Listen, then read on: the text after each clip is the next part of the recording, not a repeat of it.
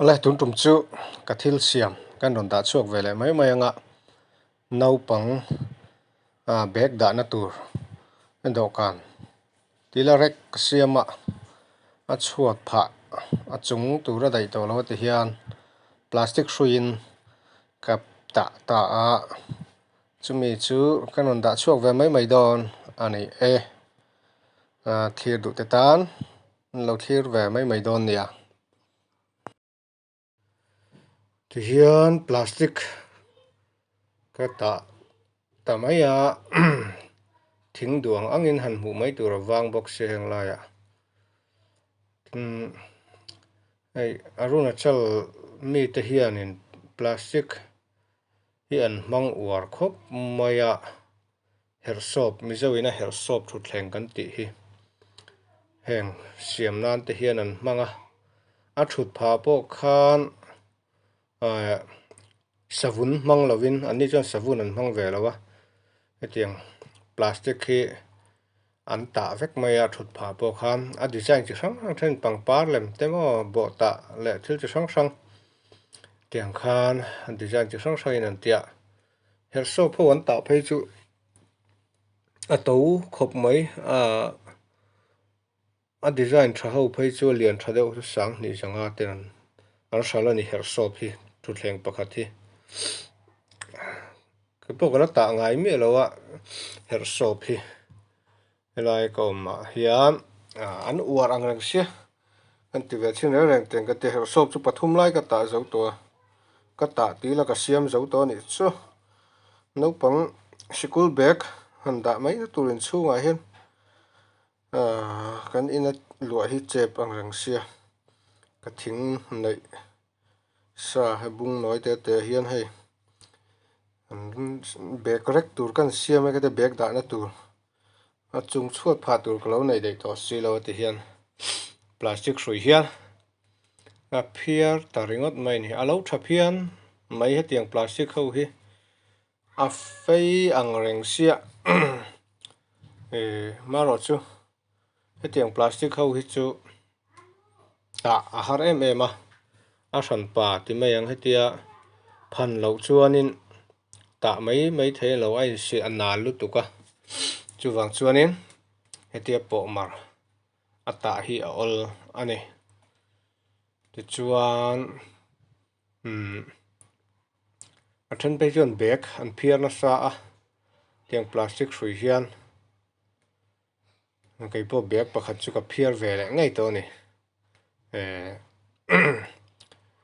mi nan han ti hian ka ti ve chak deuh thlat zela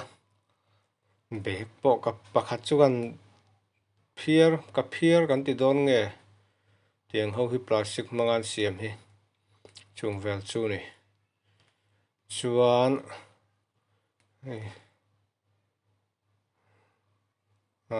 a hnuai lamah hian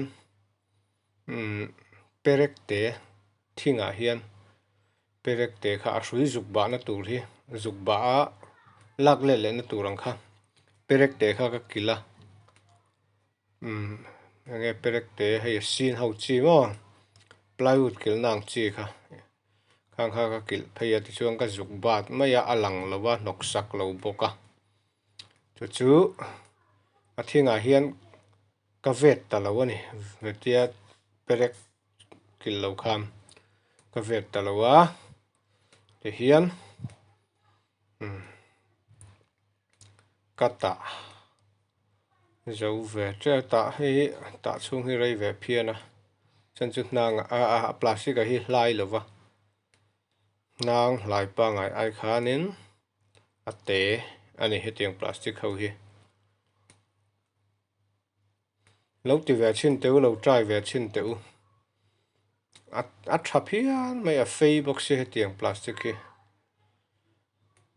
atlang hi ka amasa hang ka ta hrui lo toy dela ka pot phel le ve ka ma se hi ka ta tha le ve ka hrui ai sein bo ta in ka ta tu na ka ta na hi bo ta ania ka ta dan hi tu na thang thara bo ta hre lo de pon om to in karing ke ni chu kan school a hang kan zir man tlata Friday Friday cho nuwa khan work education a khan in nang te kan keng thina khang lai jong craft teacher kan nei thina craft teacher khan min zir te thina ne bo ta te pate han ta dan te mo tiang che sang sang kha maro chu kala ta le chin me lo ka thiam hlei thei me lo chu ro ta hi ka thiam hlei thei mi lo wa tu nueng ka ta kala ti le mi lo wa arbom hi chu ka ta thiam mai ya album chu ka ta na sa ro ber hi kala ta le lo ni ka thiam hlei thei lo wa ro thra lo po kan mai thei tun lai thang thara chun mo ka zo ve tre bat hian atlang lor hi chu a plastic hrui bok hian ka vet kuala yang chuan ka thup ani ka thup ti mai ang yang chuan ti ani a tha khop mai he tiang plastic mang hiam bag te thil chi sang sang kha lo phiar ve chen teu thut thleng a thut pha tan te po man tlak ve ka ni phiarin a fail tuk kha cái non tiang ve zuai ani chu midang te ti du ve ten lo om takin mo a tha em maya amana tlom boxia plastic hrui hi mo chuwang chuan her shop a pha tur savun nei do tan te po atiang hi lo ta ve mai don nia tha kho mai ti kha kan soi ve ni chu hiền hi ka thil ta khamo dawhkan chu phah plastic hrui kha ka ta ani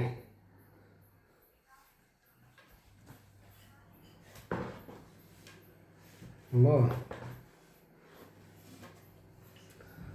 sei zong hi fit kha fit ni vel ani